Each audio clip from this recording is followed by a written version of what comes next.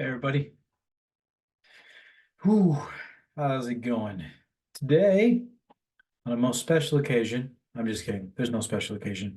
What there is there's a lot of mixed emotions.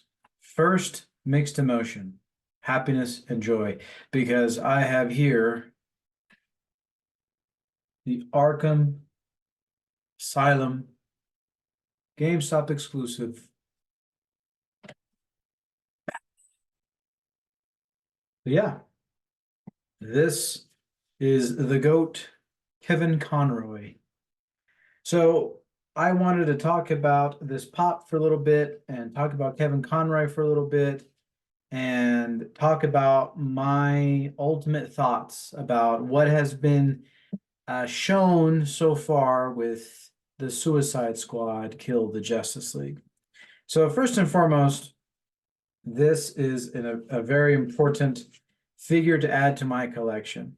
Some of you know that I have this pop right here, the Arkham Knight pop. It's a bit of a older model. I'm only recently getting into understanding pops and their ages and their value and stuff like that. But what's most important to me is just what they mean to my collection. So the Arkham trilogy, and JP and I include Arkham Origins. It's probably, if not top two, top three video games of all time in our book, and probably of all time in any video game book, in our opinion.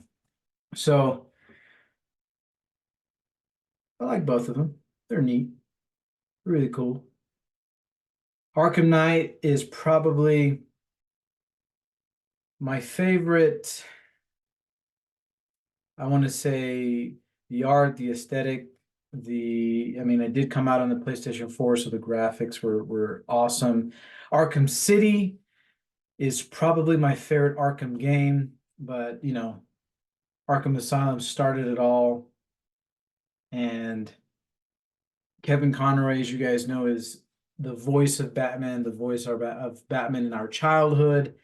And so having this pop here is kind of nostalgic in every way, because I remember playing all the games with my brothers and my sister. So Batman, Kevin Conroy, big part of our lives, comic book lives, superhero lives, and Batman the animated series, just just and I'm stuttering and it's hard to put into words, but Kevin Conroy, you've seen the video on YouTube and his story and how he became to be Batman, and he jokes around that, he will always be the Batman voice and maybe he'll let somebody else take it. Rest in peace, legend. And he played the character for such a long time, and he's just a huge part of why Batman is so important to me and to a lot of people.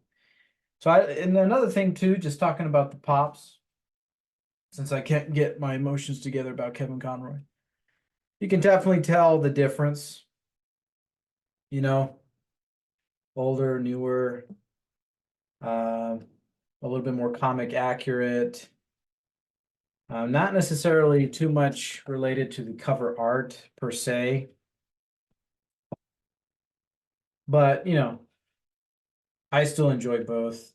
This suit right here just gives me a lot of memories of playing Arkham Knight. The only thing I had a baffle with was that everything had to be with the Batmobile, and there's just some hard missions with the Batmobile.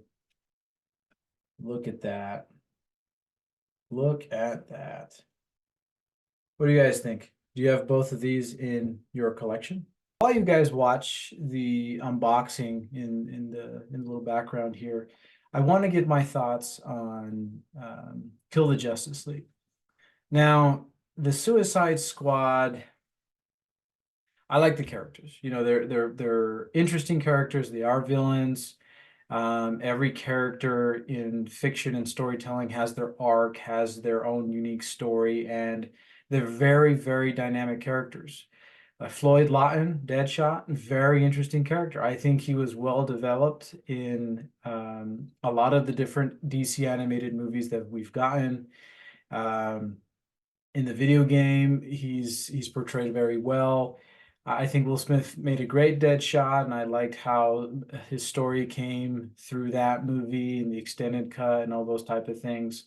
Of course, there's nothing we have to say about Harley Quinn because there's everything to say about Harleen Quinzel. She is very dynamic, a very unique character, very complicated character, how she gets converted by her loyalty to the Joker and then later becoming her own person, which is awesome. I don't know about much about King Shark. As you know, my Atlantean or Under the Sea superhero knowledge is not as strong.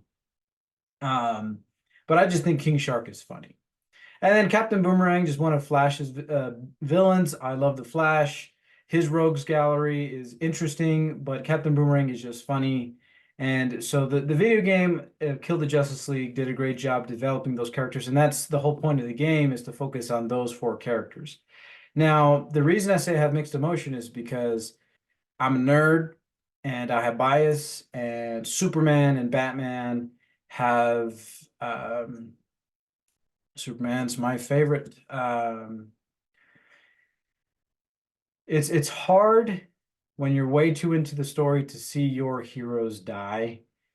Um, the boss battles were interesting. I think the most well-developed boss battle was probably Batman's, and they did that on purpose.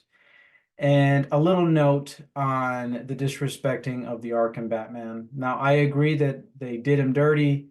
I did not like, Brainiac basically turning all of them, including Batman, evil. I've seen some interviews and some great content out there about people explaining why he wanted to play a dark Batman. But I would say that it kind of, in my opinion, I didn't like how, in some ways, it detrimented Arkham Asylum, Arkham City, Arkham Knight. Sure, Batman's a little bit on the edgier side, the darker side, so sure it can follow a different type of theme, but I don't know. In my naiveness, I'll say that the Arkham trilogy takes place in a different timeline, and this is just a different timeline where Kill the Justice League actually happens. But since it's all part of the same world, there's nothing I can do about that. I did like the theory out there that the Batman is being shown something, and this is the possible future, and they can make another Arkham game so that we can have more Batman. Good to know that the GOAT, Kevin Conroy, apparently does have two more outings, a voice recording for the new Caped Crusader series, and which I don't know how they're going to do that because of James Gunn's new interconnected universe, and potentially for Crisis on Infinite Earths Part 3. And I really liked Crisis on Infinite Earths Part 1, so I'm really enjoying the Tomorrowverse and how they're culminating that. So it took a while to gather my emotions when I first saw the footage for Batman's death. Yeah, hard, man. Just not what you would expect for, one of your favorite superheroes. And, for me especially, because it's what we get, it's what we have in front of us, it's really close to the heart. So you're basically seeing a character you've grown with, seen, played as, die, Spoiler alert. Sorry, I should put that before everything. But I'm not going to play the game. JP and I don't own the game. I'll let you guys who are better gamers than us develop that. And I'm looking forward to their Elseworld stories and stuff like that. The story itself, interesting, fits very well for the Suicide Squad. Of course, it's sad to see the heroes. Wonder Woman's death, man. Hard, hard. Now, they didn't have every Justice League member. I'm assuming they've all died or Brainiac took them over or he had no need for them. But in the end, I loved seeing Kevin Conroy.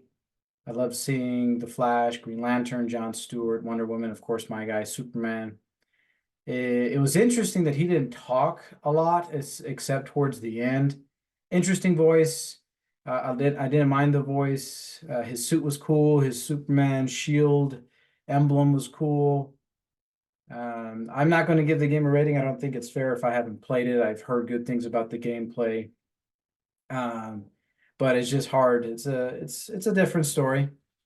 But I'm glad that we still got to hear Kevin Conroy's voice and feel that emotion with the characters and that scene with Harley Quinn and Batman. Even when you're evil, you're just too good. And that's Batman. Batman's a hero, and he's gonna live on. And hopefully we get a lot more good content with that. Thanks for sitting down with me as I give you my 2 cents on Kill the Justice League and showing you my new Batman pop as part of the collection. So hope you liked the video. Please like and subscribe, share it with your friends, and talk to you next time.